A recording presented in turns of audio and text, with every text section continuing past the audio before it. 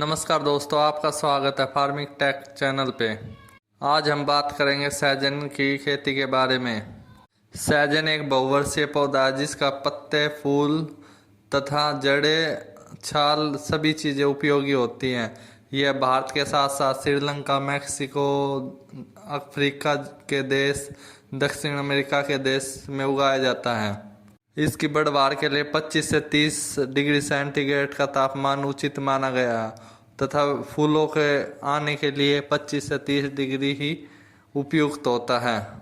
इसके अलावा यह 45 डिग्री तक के टेम्परेचर में अच्छी बढ़वार करता है और मिनिमम टेम्परेचर 10 डिग्री तक यह अच्छी बढ़वार करता है। इससे कम और ज़्यादा टेम्परेचर जाने पर इसकी ग्रोथ रुक जाती है।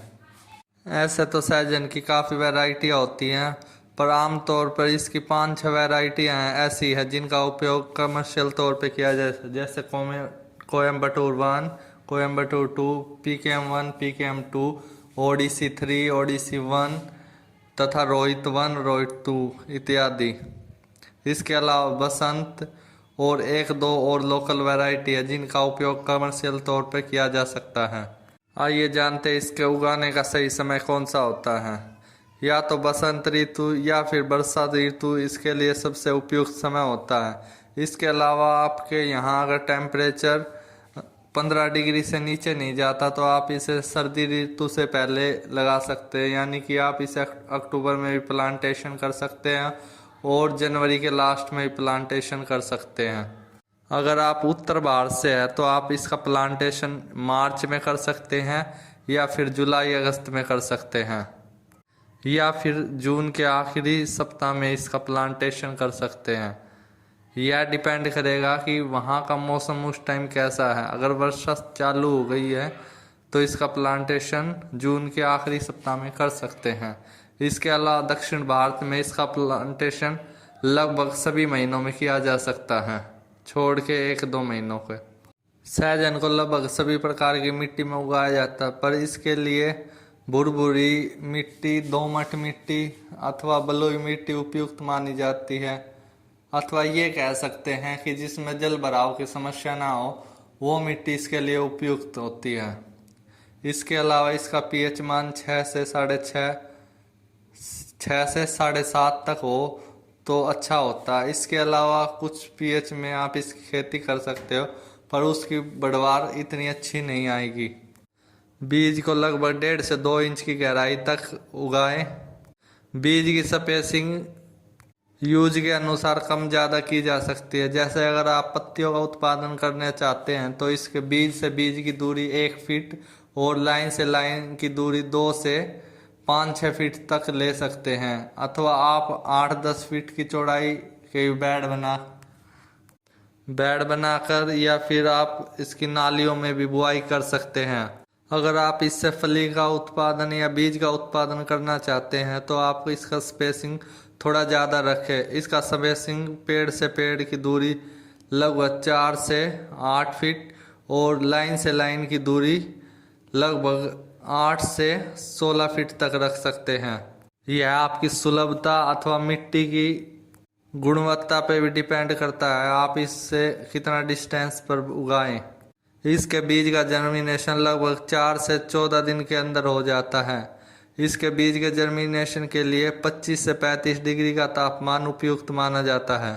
बुआई से पहले आप बीज को उपचारित अवश्य कर ले। अगर आप जैविक तरीके से करना चाहते हैं तो इसको सुडोमोनास या ट्राइकोडर्मा से उपचारित कर ले, अथवा आप इसे रासायनिक तरीके से उगाना चाहते हैं तो इसको कार्बेंडेजियम 2% के साथ इसका उपचारित बीज इस्तेमाल करें। अगर आप इसका पत्ती का उत्पादन लेना चाहते हैं तो लगभग 2 से 3 महीने में इसका पत्ती का उत्पादन चालू हो जाता है। अगर आप इससे फलियां लेना चाहते हैं तो लगभग 3-4 महीने के बाद इसमें फूल आना चालू हो जाते हैं, जो कि 6 से 7 महीने में आपको फलियां देने लग जाते हैं।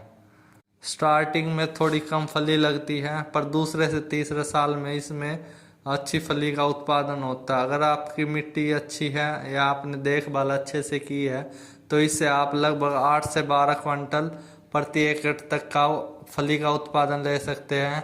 अथवा 1 से 2 टन सूखे पत्तों का उत्पादन लिया जा सकता है। ये थी उत्पादन और बुआई का तरीके की बात। आइए जानते हैं इसमें क्या बीमारी आ सकती है। इसमें ज़्यादातर इल्ली का प्रकोप हो सकता है। इसके लिए आप इसके में नीम के तेल का स्प्रे अथवा कोई रासायनिक दवा का स्प्रे कर सकते हैं, जिससे इल्ली को दूर किया जा सकता है। इसके अलावा आप इसमें CVR टेक्निक से भी इल्लियों को दूर भगा सकते हैं। ज़्यादा वर्षा की स्थिति में फूल झड़ जाते हैं।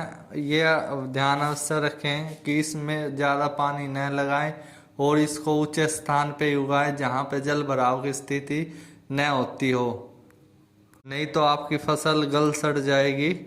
इसके अलावा अगर आप इससे फली का उत्पादन करना चाहते हैं तो इसकी 3G कटिंग अवश्य कर दे। सबसे पहले कटिंग 2 से 2.5 फीट पे कर दे। उसके बाद इसकी पिंचिंग सेकंड लेयर की इससे 2 फीट और ऊंचे से कर दे। उसके बाद थर्ड लेयर की पिंचिंग इससे 2-2.5 फीट और ऊंची पे कर दे। पहली पिंचिंग में ये ध्यान रखें कि इसकी शाखाएं 3 से ज़्यादा न होने पाए, यानी कि फर्स्ट लेटरल ब्रांचेज 3 से ज़्यादा नहीं होनी चाहिए। उसमें सेकंड स्टेज में लेटरल ब्रांचों की संख्या 8 या 9 से ज़्यादा नहीं होनी चाहिए, नहीं तो पेड़ में ज़्यादा फली लगेंगी और पेड़ टूट जाएगा, क्योंकि इससे शाखा कमज़ोर रह जाती है। आप इसकी फली से लगभग 50,000 से 3 लाख तक का मुनाफा प्राप्त कर सकते हैं।